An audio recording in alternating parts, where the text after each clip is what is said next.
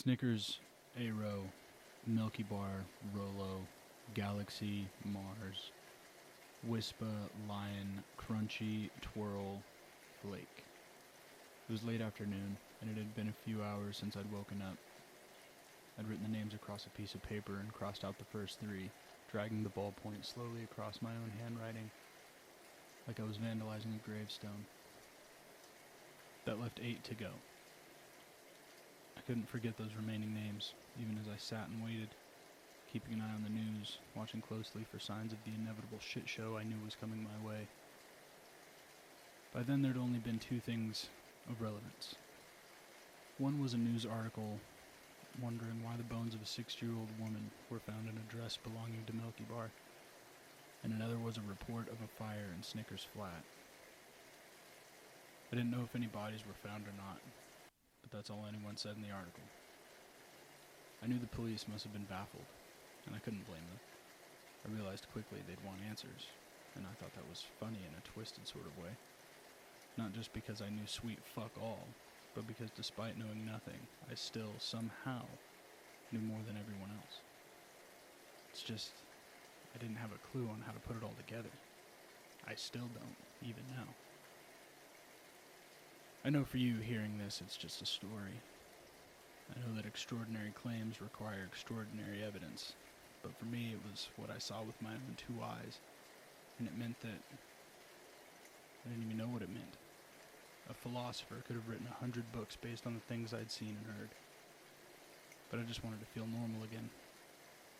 And after I crossed out those first three names, all I really wanted to do was unfuck my fuck up. I was never a good person. You think I couldn't have had that stuff tested? Or that it didn't occur to me something awful might happen? You think long-term planning comes easy to someone like me? I'd been coasting along for years, waiting for the hammer to fall. It was all just about having fun before it came crashing down. It was about distraction. It was always about distraction. I've always been an idiot. Not a mean-spirited person. Just a moron.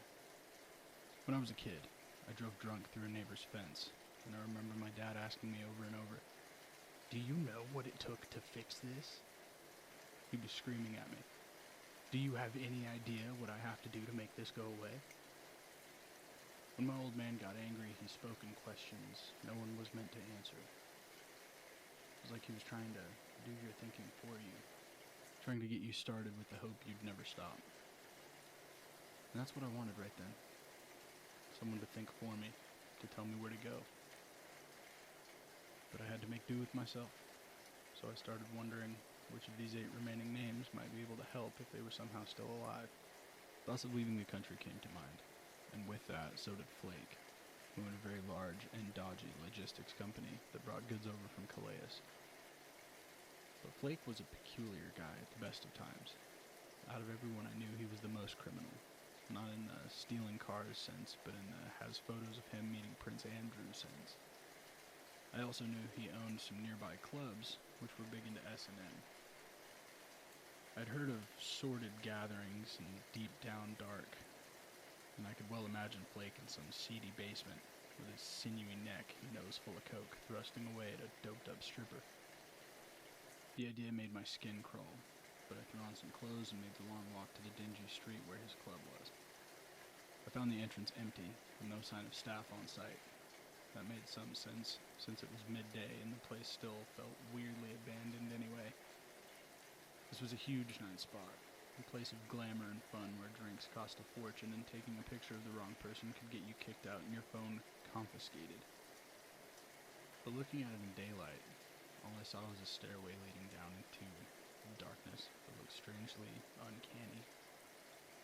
The walls were made of cheap plywood spray-painted black. There were signs printed out in A4 and taped to the walls. A permanently opened glass door with a flimsy aluminum frame had a big crack running down the center pane. There were scuff marks and rubbish all over the tiles. There was the faint smell of piss and vomit all around the curb outside. Oh, and a few used condoms, too. Just a few hours before, people were living a dream down there. one with neon lights and pounding music in a dark, boundless room filled with beautiful strangers. Their minds free of inhibition, filled with endless possibility for adventure. This was where people escaped the tedium of day-to-day life. Looking at it then and there, stepping out of the way to let a woman with a pram walk past while the winter sun hung low behind them, all I saw was a grotty little shithole. "Hello?" I cried out, looking into the emptiness. I could just about make out a doorway at the foot of the stairs, its frame lit up by flashing lights, but no music. Is Flake there?" I asked. It's a friend." But there was no response. So I started going down, taking it one step at a time and stopping often to call out for a member of staff. Downstairs I found the first part of the club. It was a small dance floor covered with cheap linoleum, and in one corner there was a tiny bar stocked with common brands. There were some chains on the wall, and some artwork showing butt plugs and people in gimp masks, but I was actually quite surprised at how tame it was. Then again, this was the part of the club anyone could get into for just 15 pounds. I'd been in there once, and back then it seemed so much bigger, so much cooler, and a lot less mundane. I imagined this was the time of day cleaners and waiting staff had to run around and flush away the condoms, scrub the floors, wipe the tables, and try to undo the damage of the previous night. But why were the lights still going? There were still plastic cups all over the floor, and half-empty beer bottles littered the few standing tables. In one corner, there were 3 booths with leather seats and exposed sponge, and on one I saw a jacket, and another was a handbag. I backtracked to the toilets and noticed lines of Coke still laid out on the toilet cisterns. Walking back out, I briefly looked up at the sunlight coming down the stairs and felt a strong desire to go back up.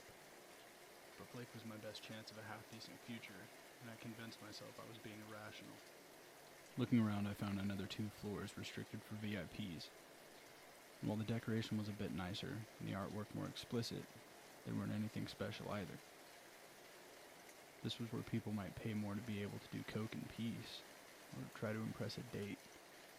And while they were still eerily silent, filled with empty drinks and rubbish, the DJ stations empty, Apple Mac laptops left sitting on the screensaver,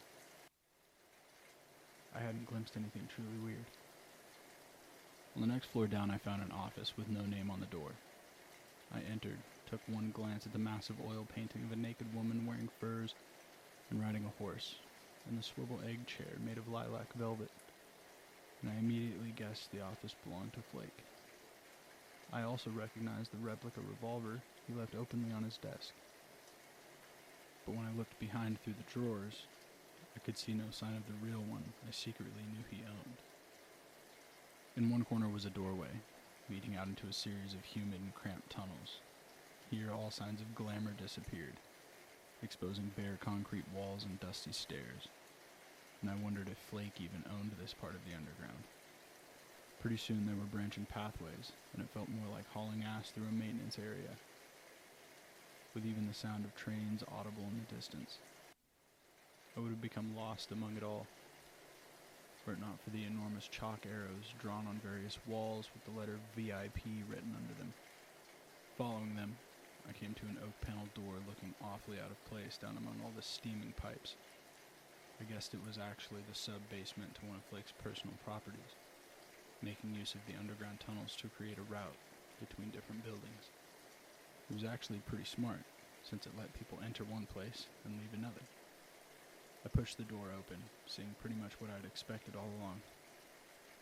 It was, and there is no better word for it, a sex dungeon. Whether it was all above board, the kind of place where people deliberately recreated seedy fantasies, or an honest-to-God dungeon for the unwilling, I couldn't say. It was a long, wide room with 6 cells on each side. The construction was serious, with wooden beams and dusty brick walls, with solid iron bars that slid across each cell. Above me I saw dozens of red light bulbs, only one of which now worked, casting the long room before me in a dismal shade of crimson. Close by was a desk, or I guess what you might call a workbench.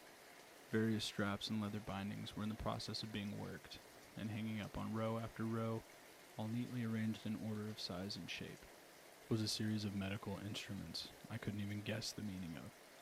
They were all metal clamps and strange hooks, although one was slightly familiar, something I remembered from my days reading horrible histories. It was a pair of anguish. I would have been scared in that place under normal circumstances, but all the tools had a faint patina of rust across them, tarnishing their once gleaming stainless steel. The floor was caked in filth, every corner and beam strewn with thick, overbearing cobwebs, and a smell hung in the air that made me think of age or ruins. Something you'd smell if you were cracking open a coffin or a crypt. "Hello?" I cried out, and something shuffled in the darkness. "Flake?" "Help!" Someone wheezed, and in a distant corner I saw a shadow move behind the bars of one of the jails. Carefully I approached it. I went to take a step toward the bars, when the same wheezing voice cried out again. "Don't," it said. "Please, don't." "Flake?" I asked. There was a long pause, the sound of wet coughing followed by, "Yes, that's me. How are you here? Did they take you too?" "You're in your club," I said. "Oh," Flake said. Whoever was speaking stayed out of sight in the shadows. "How long have I been back?" I don't know." "Thought the air tasted differently." "Flake, you're alive, which is better than everyone else. We need to get you to a hospital." "No," the voice cried in anguish, and then once more in a sullen whine, "No." "Come on," I said. Something in the cell shuffled backwards, wincing as I stepped forward. "I need my gun. I remember you now. You need to help me get my gun." "What for?" I asked, already knowing the answer. There was more wet coughing. Somewhere a pipe creaked and water dripped. "They went into my head," he said. "They switched pleasure for pain, and then they put me in a room with nothing, and they watched. They watched me bite and pull and peel and twist things off, knowing what kind of person I was. When I lay there, flaps of me hanging off the bone, my nails chipped and ragged from scratching at myself. They came in and patched me up, melting flesh like candle wax, to run smooth again and fill the craters. Then they put me back in the room with something new, a piece of wood, a slither of metal, a nail. I spent my time in ecstasy. It was fantastic." There was a crack, a sound of bones snapping into place. I imagined him sitting upright to face me, though I could see nothing. "But it's been days." The sound of more bones clicking rang from the darkness, and slowly Flake stepped out into the light. "And I haven't been fixed." He was cast in long shadows. Glimpses of his body revealed in deep saturated reds. Blood dripped from dozens of wounds, looking black in that eerie light. Strips of skin had been peeled away with chewed fingernails all over his chest and shoulders. Enormous leprous gashes ringed with vivid orange and purple bruises. There was barely any muscle to him, just thin pale skin stretched over broken bones that shifted beneath his leathery hide with every movement. "I need that gun," he wheezed, as he absent-mindedly fingered a hole that he had chewed in his cheek. I looked and saw a revolver nearby on the floor. "Will it even work?" I asked. "Things down here, I think they've aged." "Let us see," he groaned. I took the gun and held it through the bars for a moment, but no hand came to take it. "Throw it on the he said. Then turn around. I did just that, and waited for a brief moment. Then, when I heard a faint click, some strange instinct came over me, and I turned just in time to see the barrel pointed in my direction. I cried out and ducked, only for the hammer to fall and nothing to happen.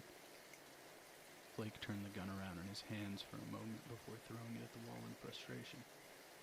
"What the fuck is wrong with you?" I screamed.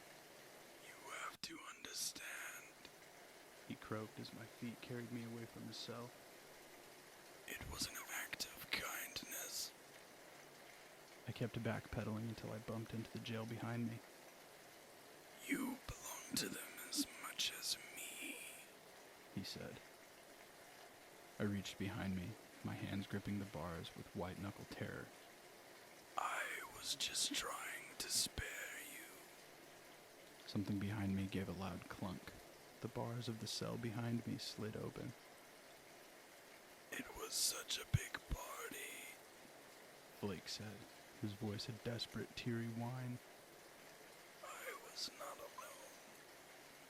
My feet and hands went numb with terror when I realized there was nothing between me and the darkness beyond. Something stepped out. For a moment. At first all I saw was a young girl with pale eyes, the lower half of her face obscured by a mask, her shoulders bare and her torso wrapped in a strange quivering dress, almost like a ball gown that swept the floor. She took another trembling step, and I saw her eyes, cataract-ridden and distant. And there was no mask, only a swollen tongue that rolled out of her mouth, twisting in a strange geometric shape, reaching past her collarbone where it bifurcated, once, twice, and then again, and again, in a fractal pattern that dazzled the eyes, each new division growing thinner. It was like a house of cards that hung down from her mouth, dividing until there were hundreds of quivering, translucent veins, and they didn't stay still, but instead they picked at grubby dust along the floor and curled upwards, passing bits of detritus along each layer until it settled on her tongue. She walked blindly forward, stumbling in a half-run until the bottom half of her dress brushed up against my foot. Don't touch her! Cried Flake. Get away! Get away! I tried to pull away, but fell down, overcome with panic and confusion. It all happened so quickly, even as those tendrils wrapped around my foot and then my ankle, burning and stinging my skin. I felt like I barely had time to think. Thin barbs buried themselves into my flesh, lifting my leg up toward her mouth as she gazed down at me with a strange, empty hunger. It was the hunger of a microbe absorbing another, and it triggered a deep, primal fear. I started kicking, shuffling, writhing, but it just brought more of my leg in contact with the broken net of her tongue, until I was bound up to the thigh. Desperately, I started to look around and found a shard of broken glass from the bulbs above. I grabbed it and turned to cut at the strange tongue, but those things lashed out and clamped onto my hand with terrible speed. I instantly pulled away, ripping the barbs out of my flesh with a sound like popcorn in the microwave. Help me! I screamed, starting to feel dread and panic come over me. Anyone, for the love of fucking God, please help me! Suddenly a loud bang filled the room. Its echo thundered in the empty dungeon, followed by a strange wet thud. From out of the bars of Flake's cell was the gun's barrel, smoking and shaking in the frail hands that held it. I looked down at the still girl, her tired young face vacant with brown bangs over a large head that was partly blown away. Even now her strange tongue continued to work, desperately slapping outwards onto the concrete like the legs of a starfish. After I freed myself, tearing the barbs out with long, slow, painful tugs, I asked the inevitable. How old is she? Flake started to laugh. I was aiming for you. He replied, ignoring my question. I can't tell if you're lucky or unlucky. I almost turned to demand he answer my original question, righteous anger flaring up, except I was stopped by a terrible sound. I was stood at the far end of the room, at least a half dozen cells between me and the entrance, when a series of dull clanks rang out. One by one, more of the cell doors opened. You need to leave. Flake groaned. I didn't argue. I just ran. I ran straight out, ignoring the sounds of shuffling feet as strange things came out of the darkness, and a final gunshot that I'm certain was Flake's suicide. Desperately, I tried to follow the arrows, only to turn one corner and glimpse a strange shadow waiting for me at the end of the dark tunnel. It receded into nothing the second it caught me looking, but I knew it was waiting for me. I couldn't go back the way I'd come. This had always been a trap, I realized, wondering how I could have been so stupid. Acting on instinct, I ran off down a side passage, frantically choosing random tunnels, trying to get myself lost. Eventually, I found myself bursting through a door, ripping the old frame off its hinges, and falling right onto the floor of the London Underground. Crowds of people made room around me, utterly disinterested in the homeless-looking man who'd come staggering out of a disused maintenance tunnel. Without help, I had to drag myself to standing, only drawing attention when people started to notice the blood pooling around my leg. It hadn't stopped hurting, not even for 1 second, but I still managed to walk out of that place, onto the streets of London, where I finally collapsed, sobbing. I'd never felt relief like that to be out in daylight. And yet, by the time I'd finished, I looked up and saw the gray sky thinning. Already the sun was setting, and another cold winter night was starting. Terrified, and in immense pain, I shuffled my way home, where I collapsed just beyond my door, passing out until morning.